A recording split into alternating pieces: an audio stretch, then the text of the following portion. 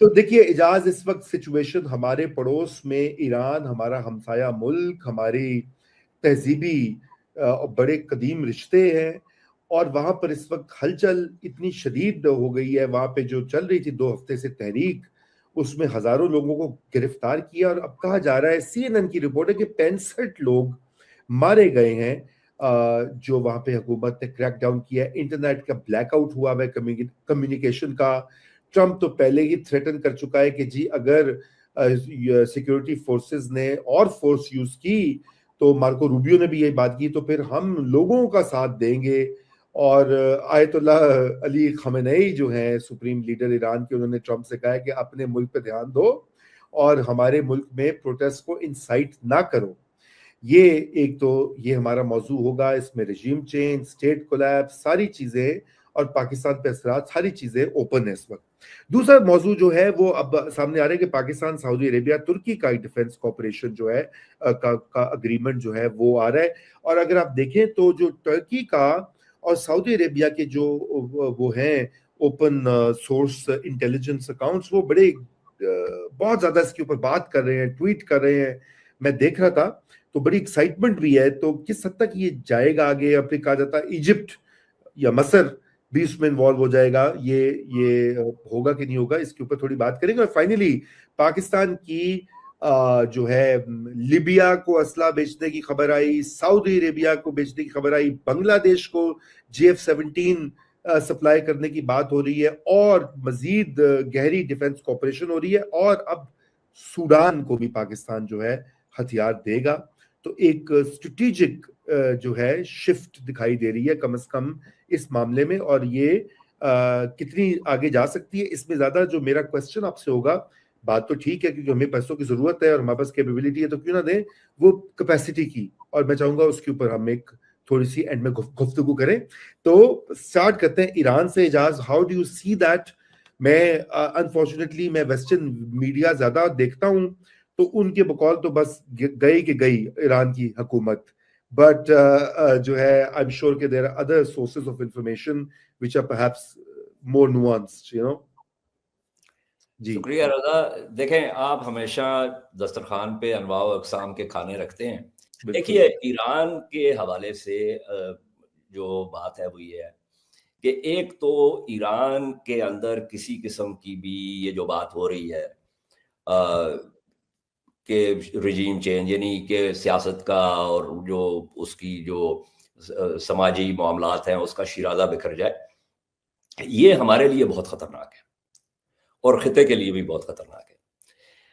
ایک تو یہ ہے کہ اگر آپ دیکھیں جو نسلی تفرقات ہیں یا ڈیوائڈز انہیں آپ کہہ لیں، اس میں آپ کے پاس بلوچ ہیں، آپ کے پاس کرد ہیں، آپ کے پاس ترکمین ہیں، آپ کے پاس جو ہے وہ احوازی عرب ہیں، اور جو فارسی بولنے والے ہیں ان کے اندر بھی جو ہے وہ ایتھنک جو ہے وہ فالٹ لائنز.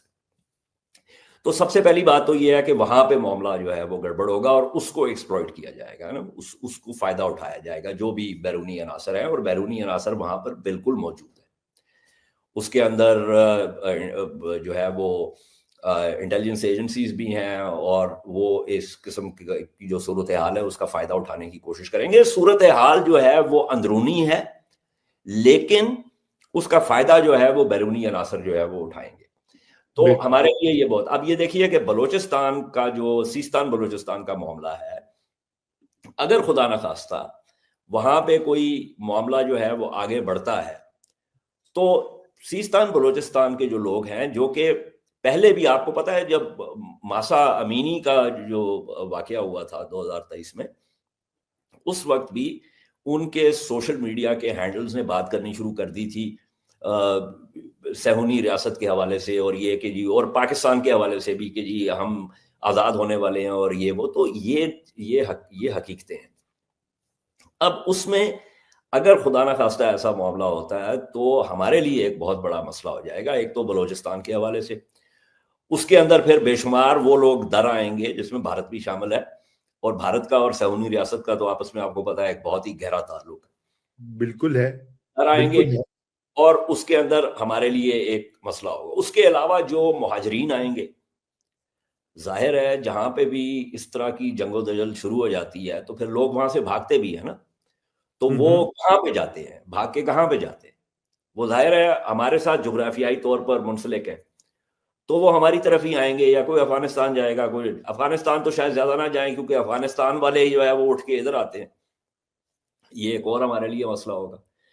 پھر چونکہ بیرونی عناصر وہاں پہ اپنے آپ کو انٹرنچ کریں گے, اور یہ وہ بیرونی عناصر ہیں جو کہ ہمارے مخالفین ہیں میں شامل ہیں, جو ہمارے حریف ہیں, تو پھر ظاہر ہے ان کی جو بھی وہاں پر کارروائیاں ہوں گی ان کا براہ راست جو ہے وہ اثر ہم پر پڑے گا. اب آ جاتے ہیں کہ مسئلہ ہے کیا. دیکھیے ایران میں دو متوازی نظام ہیں. ایک تو بہت جمہوری ہے جہاں پہ انتخابات ہوتے ہیں, باقاعدگی سے ہوتے ہیں, لوگ ان میں شریک ہوتے ہیں, ووٹ دیتے ہیں, پارلیمان بنتی ہے, صدر کا انتخاب ہوتا ہے, اور ایک فوج بھی ہے.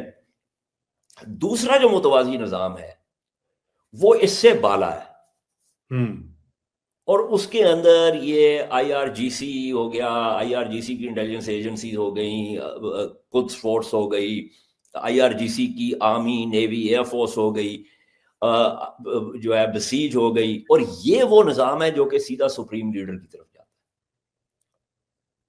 اب یہ جو دو متوازی نظام ہیں اس کے اندر بہت عرصے سے ایرانیوں کا خیال یہ ہے کہ جو ان کی معاشی مشکلات ہیں یا ان کے بیرون ملک سفر کرنے پر جو پابندیاں ہیں, جو سینکشنز ہیں اور وہ سب, اس کا تعلق ان پالیسیز کے ساتھ ہے جو کہ اس دوسرے نظام کی پیدا کرتا ہے, یعنی جو سپریم لیڈر کی طرف جاتا ہے, کہ جس کے اندر آپ کا ایک جو ہے وہ فارورڈ ڈیفنس سے وہ کہتے ہیں وہ بھی ہے, جس کے اندر آپ کے جو انقلابی جو نظریہ تھا اس کا جو فروغ ہے وہ بھی جو شروع میں ہوا خمینی صاحب کے زمانے میں.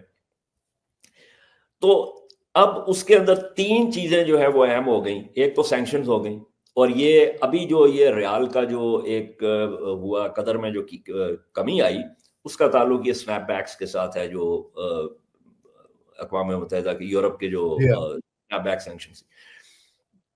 لیکن دو اور چیزیں بھی بہت اہم ہیں جن کا ہم ایک دو دفعہ پہلے ذکر کر چکے ہیں اس پروگرام پہ, اور وہ ہے مس مینجمنٹ اور کرپشن.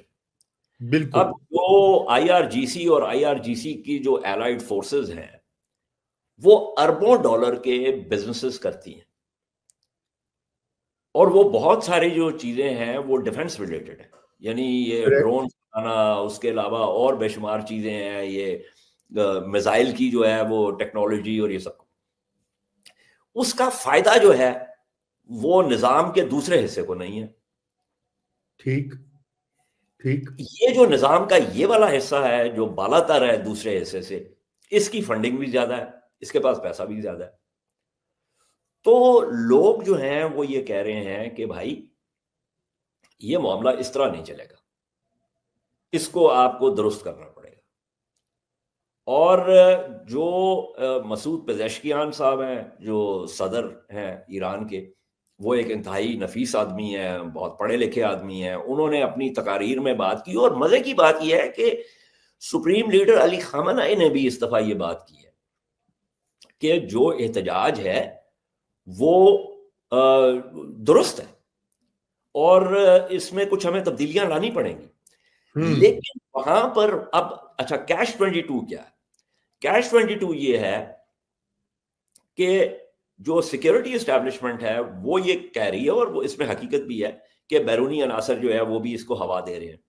اب وہ بیرونی عناصر کی وجہ سے جو حالات ہیں جس قسم کے, اور جس قسم کی جو ہے وہ دھمکیاں آ رہی ہیں ایران کو, اس کی بنیاد پر وہ یہ نہیں چاہتے کہ یہ معاملہ آگے بڑھے. اس کے لیے انہوں نے فیصلہ یہ کیا کہ انہوں نے جو ہے وہ جو مظاہرین ہیں ان کو زبردستی جو ہے وہ گھروں میں بھیجنا ہے, اور یہ مظاہرے جو ہے وہ توڑنے. وہاں پہ یہ انٹرنیٹ بلیک آؤٹ والا معاملہ بھی ہوا. اس کے علاوہ یہ, لیکن میں آپ کو یہ بھی بات بتا دوں, نہ میں وہاں پہ موجود ہوں فزیکلی, نہ آپ موجود ہیں. جو سوشل میڈیا ہینڈلز ہیں ان کو اور جو مغربی جو ٹی وی چینلز ہیں اور اخبارات ہیں، اس کو ذرا ہمیں تھوڑا سا احتیاط سے پرکھنا پڑے گا، کیونکہ ان کا ایک ایجنڈا ہے بالکل اور واضح. وہ اس کو ہوا دیں گے. اچھا، جو باہر بیٹھے ہوئے ہیں ایرانی، خاص طور پر جو ایکس رائلسٹ ہیں، جی ہاں، وہ یہ کہہ رہے ہیں، ان کا تو ایک وہ سی آئی اے ایسٹس ہیں بھائی. عراق میں بھی تھا، جے احمد شلابی تھا، کارزائی تھا، غنی تھا، یہ سب سی آئی اے ایسٹس تھے، سی آئی اے کے اثاثے تھے.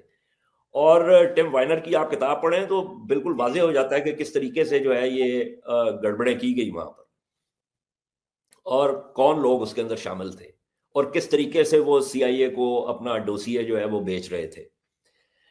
تو اب اس میں بہت احتیاط سے کام اس لیے لینا پڑے گا کہ معاملہ تو شروع ہوا کاسٹ آف لیونگ کرائسس سے، لیکن پھر اس کے اندر بے شمار اور چیزیں آ جاتی ہیں، اور پھر ان بے شمار اور چیزوں کے آنے کے بعد جو ایکسپلائٹیشن ہوتی ہے، جو فائدہ اٹھایا جاتا ہے، جو بیرونی عناصر اٹھاتے ہیں ان دراڑوں سے، اس کو بھی ایران کو بہت جو ہے وہ احتیاط سے دیکھنا پڑے گا.